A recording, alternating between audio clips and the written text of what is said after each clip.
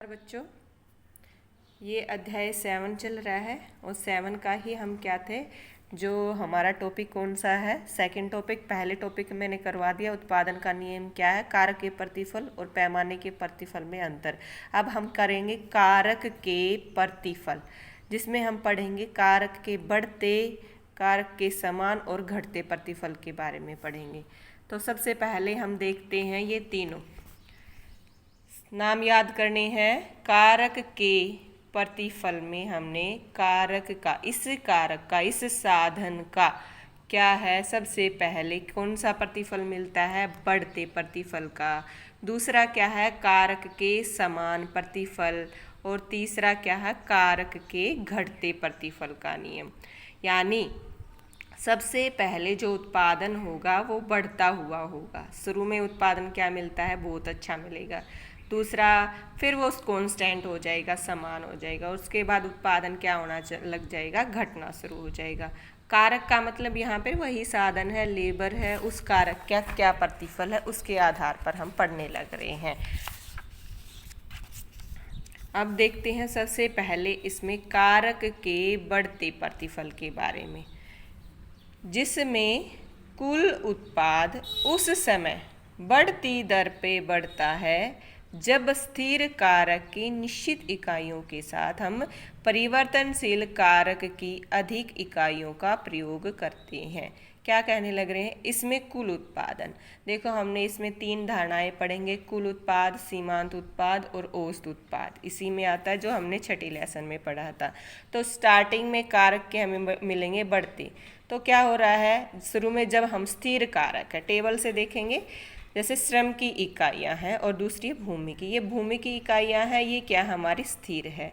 तो हम जैसे जैसे लेबर की इकाइयां लगाते जाएंगे, ये कौन सा साधन है, परिवर्तनशील कारक है। तो इसको हम लगाते जाएंगे तो क्या होगा, एक नियम के अनुसार उत्पादन बढ़ेगा। हमने उत्पादन का जो नियम बताया है वो। तो इसमें शुरू में क्या होगा, जब ये परिवर्तनशील कारक की अधिक इकाइयों का हमने इसके साथ प्रयोग किया है तो उत्पादन क्या होगा, बढ़ेगा। बढ़ेगा कैसे, पहले उत्पादन 4 था, फिर 10, फिर 18, फिर 28 और फिर 40। सीमांत से हमें पता चलता है कि शुरू में क्या कितनी बड़ी है, एक लगाते ही 4 हो गए। दूसरे ने अगर जब हमने लगाया तो 6 का, फिर 8 का, फिर 10 का, फिर 12 का। तो इससे क्या हुआ है, उत्पादन में बढ़ती दर से क्या हो रही है, वृद्धि हो रही है। हम इसको एक इससे भी टेबल के साथ साथ हम इसका वक्र से भी पता लगा सकते हैं। जैसे यहाँ पर श्रम की इकाइयाँ हैं, यहाँ पे हमने क्या ले लिया, MP। ऐसे हम TP का भी इसमें चित्र बना सकते हैं। TP में भी ऐसे ही स्लोप जाएगा ऊपर की तरफ। तो जैसे जैसे हमने श्रम की, जैसे ये इकाइयाँ हैं, ये 5 इकाइयाँ हैं मान लीजिए, और यहाँ से ये क्या आ जाएगा, ये जैसे 4, 6, 8, 10, 12। तो जैसे जैसे हमने श्रम की 1, 2, 3, 4, 5 ऐसे इकाइयों की वृद्धि की है तो ये उत्पादन भी बढ़ा है। तो ये कैसे बढ़ गया, इस लाइन की तरफ। ये लाइन किसको शो कर रही है, ऊपर की तरफ जा रही है। यानी MP क्या हो रहा है, बढ़ रहा है। किस दर से, 4, 6, 8, 10, 12। तो हम इसका वक्र का के साथ साथ इस तालिका के बारे में बता देंगे। उसमें पेपर में यदि हमारा 6 नंबर का आता है तो इसमें हमने यही बताना है कि कुल उत्पाद क्या हो रहा है, बढ़ रहा है, बढ़ती दर से बढ़ता है।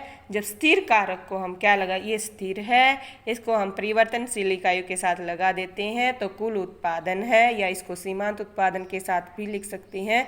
कुल उत्पादन क्या होता है, बढ़ता है, बढ़ती दर पर बढ़ता है। इसको कारक के क्या कहेंगे, बढ़ते प्रतिफल का नियम कहेंगे। अब इसमें ये पूछ सकता है कि कारक के जो बढ़ते प्रतिफल का, ये भी बढ़ने लग रहा है उत्पादन, ये किस कारण से बढ़ता है। तो पहला इसका पॉइंट क्या है, 4 नंबर का क्वेश्चन भी आता है इसी बेस पे।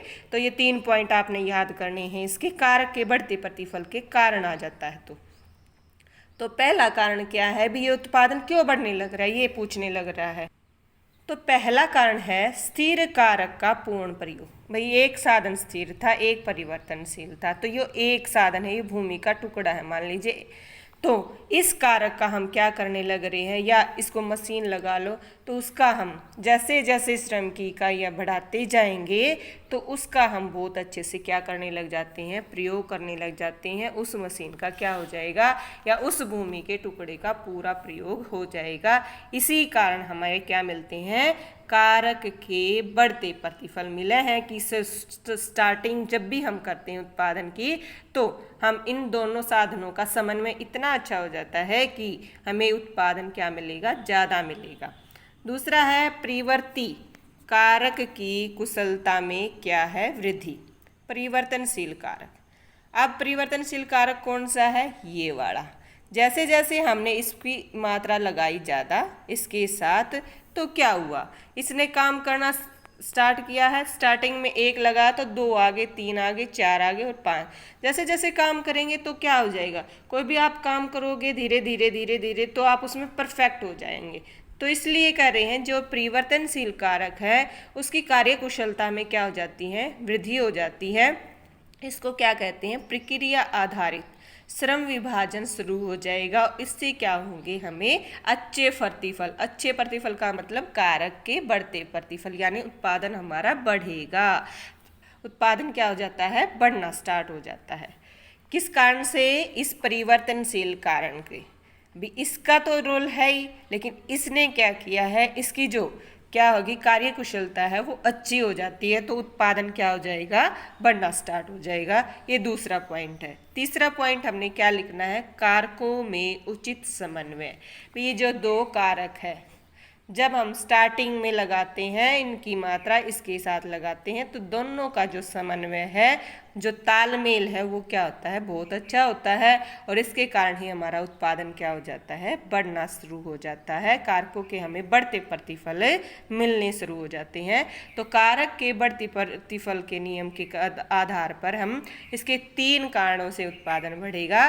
पहले तो स्थिर कारक का बताना है, दूसरा उस परिवर्तनशील कारक का, और फिर दोनों का क्या है, अच्छा समन्वय है। ये तीसरा पॉइंट बना है। उसके बाद हमारा क्या आ जाएगा, कारक के समान प्रतिफल।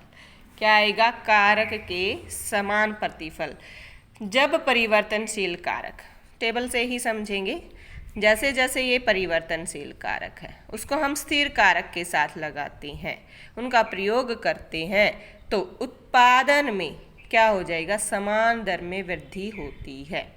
एक स्थिति के बाद पहले हमें उत्पादन बढ़ता मिलेगा, उसके बाद क्या होना शुरू हो जाता है, जैसे जैसे हम क्या है, स्थिर कारक के साथ परिवर्तनशील इकाइयों का प्रयोग करते हैं, तो जो कुल उत्पादन है वो किस आधार पर बढ़ता है, समान गति से बढ़ता है, समान प्रतिफल मिलते हैं। जैसे इसमें देखो, शुरू में उत्पादन क्या था, जब 1 के साथ 1 लगाया तो 5, दूसरा लगाया तो 10, तीसरा लगाया तो 15 और चौथा लगाया तो 20 और पाँचवा लगाया तो 25। MP कितना मिलने लग रहा है हमें, 5 5। यानी इसका MP कैसे निकालना है, इसमें से ये घटाते जाओ, ये घटाते जाओ, तो इनका डिफरेंस कितना है, 5 5 का। हम इस वक्र से भी पता लगा सकते हैं, जैसे यहाँ श्रम की इकाइयाँ हैं और यहाँ पे क्या लिया हमने, सीमांत उत्पादन। कुल उत्पाद भी ऐसे ही ले सकते हैं। तो जैसे जैसे श्रम की 1 2 3 4 5 इकाई ली है, तो ये कितना हुआ है, ये कितना है, यहाँ से यहाँ 5 है। ये पहले वाली का भी अंतर इतना है, दूसरी का भी इतना, तीसरी का भी इतना, और चौथी तो MP हमारी क्या रहेगी, स्थिर। यानी किस में कैसे हो रही है, उत्पादन में समान दर से वृद्धि होती है। या क्या क्या लिखना है हमने, जैसे जैसे हम स्थिर कारक के साथ परिवर्तनशील कारक की इकाइयाँ लगाएंगे तो उत्पादन में वृद्धि कैसी होगी, स्थिर दर से होगी, यानी समान दर से होती है। ये क्यों होती है, जैसे हमने बढ़ते के पढ़ा है, तो इसके भी 3 ही रीज़न है।